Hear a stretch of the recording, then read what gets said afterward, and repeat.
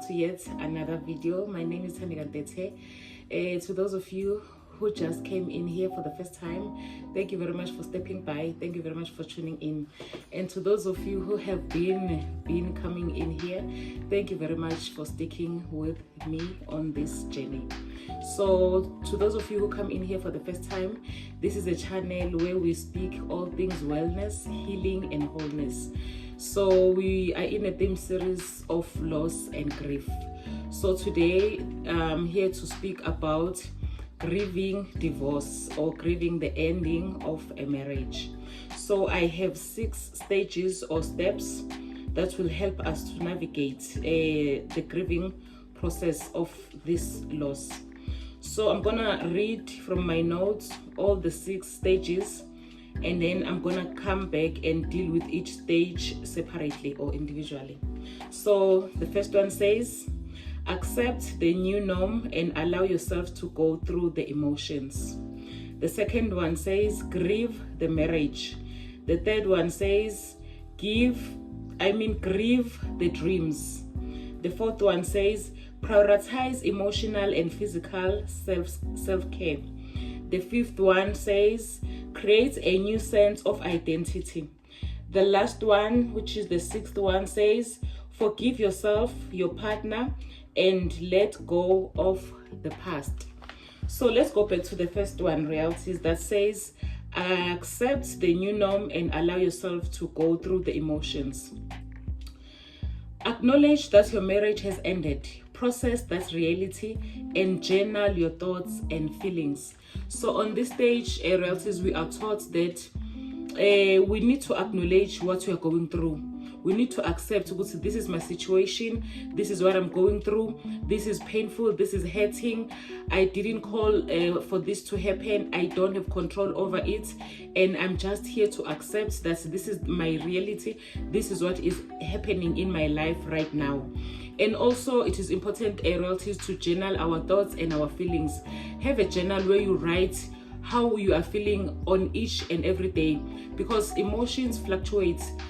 Today you might be feeling like you are at the deep end of depression, and then the next day you might be feeling better and you feel like, you know what, I can do this, I can move on with my life. So it's just those feelings that will keep on fluctuating. Journaling those emotions and thoughts and feelings will help you to best process your healing journey. So the second one that says grieve the marriage, it says mourn the loss of your marriage, the plans you had in mind for the future. If you are in a marriage, a relationship, relatives, you've got a lot of things that you have in your mind, a lot of dreams, a lot of aspirations, a lot of goals that you have stored in your mind, maybe together with your partner, or when as an individual, you've got these goals, you've got this vision for the marriage, for the family, for what you have. So it is very much important that as you accept the reality, as you accept the new norm that you are no more married, you are divorced, it is also important to grieve the process of letting go. Realities, to grieve that reality and to be in a space where you are putting yourself in a space to say, this is where I am, this is where the situation has put me, and I'm willing to deal with each and every thought and feeling that I'm gonna come across as I try to navigate this journey. And you also become ready to let go of what you had in mind, to let go of the dreams and the vision that you had for your marriage. Number 4 says prioritize emotional and physical self-care. So this means that start a new routine of exercising, eating healthy, and having new hobbies. Also seek for support from family, friends, and therapy. So it is very much important, realities, that when you undergo a traumatic event or grieving process, try to have new sets of goals, try to have new sets of hobbies, have something that you are looking forward to each and every morning when you wake up. So that would mean starting new things, trying new different things that maybe will help you to navigate the journey. Maybe if you're not a person who have been inclined to exercising, moving your body, just exercising and getting healthier, it would be a good thing to start that journey of exercising. It would be healthy for you, royalties, to even start focusing on what you eat, because your diet, it really helps in helping you through a healing process. What you take in is really important for the body, more especially when you're going through stress, when you're going through difficult times and processing difficult emotions. So it says develop that new routine, and also seek for support from family, friends, or therapeutic help. It's very important, relatives, to go to have a safe space, to have someone that you can go and vent and speak about everything that is in your mind, every process, every pain, every brokenness that you're feeling. Have someone that you trust, that you can go to, that you can offload, that you can just go to that safe space and speak and try to get new tools that you can use as you process the grief and as you start this new journey as a single person. Number 5 says create a new sense of identity. Discover who you are outside of the marriage and define your new sense of self. It is very much important, relatives, even if you're still married, do not only be identified as a married woman or as a married man. Have a sense of identity, a sense of individuality within the marriage. You are part of the marriage, but you are not the marriage. You were yourself before you became married. Before you were married to that person. You were your own self. So it is very much important to make sure that during the marriage, don't lose your sense of self. Do not be coupled with the marriage. That I'm the only thing that is important about my personhood is that I'm married. It is very much important to be married, but do not attach your identity just under marriage or under a sense of being a married person. So after you've divorced, now it's a new normal, you are a new person. Find ways of still finding yourself. Finding yourself apart from just being a divorced man or a divorced woman. Who are you? What is your identity? What is your sense of self? Find that and go back to attaching yourself to that. And then number 6 says forgive yourself, your partner, and let go of the past.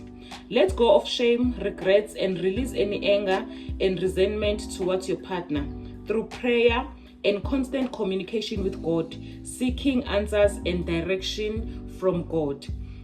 So it is very much important for royalties to firstly forgive yourself. Tell yourself, I didn't plan, or I didn't get to this marriage just to end up divorcing or coming out of it. There are things that pushed you to that point or created that new narrative of your life. So try by all means to forgive yourself that you came through that. Forgive your partner. Forgive the circumstances that led you to the divorce, and forgive everyone connected to the ending of your marriage. Sometimes it is not even about you and your partner, but it is about outside environments, people, maybe people from his side of the family, or people from your side of the family, or friends, or any other people that are surrounding you or were surrounding you during your life as a married couple. So if anyone contributed to that, forgive that person. Forgiveness is very important, relatives. It's not about the person you are forgiving, it's about you, so that you are able to navigate your new norm. You are able to be able to even pray to God, to ask God to help you to relinquish control, to let go of control, to let go of controlling the narrative. Just allow God to take complete control, allow God to heal you. But the first thing is for you to start by forgiving yourself, forgiving others. Then it is easier to pray to God and ask Him to help you, to heal you, to heal your broken places, to even be able to process what you are going through or what you have gone through as you are now out of the marriage. Praying to God, relatives, will even help you to figure things out in a matured way, in a more dignified way, a way that will help you to reach healing, not a way that will help you to be more depressed or to spiral out of control. Now you start to live a life that is out of control, out of balance. Now maybe you start needing substances. You start depending on substances just to find peace and to find control over your mind. Before it gets to that, royalties, if you feel uti you are beginning to lose balance and control, seek for help. But most importantly, make sure you've forgiven the people, make sure you've forgiven yourself, and keep on praying constantly to God. Ask for direction, ask for a way forward. Tell God exactly how you feel. We cannot hide how we feel. We can hide from people, but we cannot hide from God. It is very much important to just be an open book. Tell God exactly how you feel. If you still feel hatred, if you still feel betrayed and frustrated and angry, tell God exactly how you feel. He knows how you feel, and He's got great medication to help and heal your wounds. Thank you very much, royalties, for sticking by up to this point. Please comment in the comment section, how have you dealt with your divorce if it happened for you, and then how far are you in terms of your healing journey? What advice can you give people who are going through it? Thank you very much, royalties. Don't forget to like, comment, and subscribe. I love you. Don't forget that God loves you way more. Stay blessed and take good care of yourselves. Bye bye.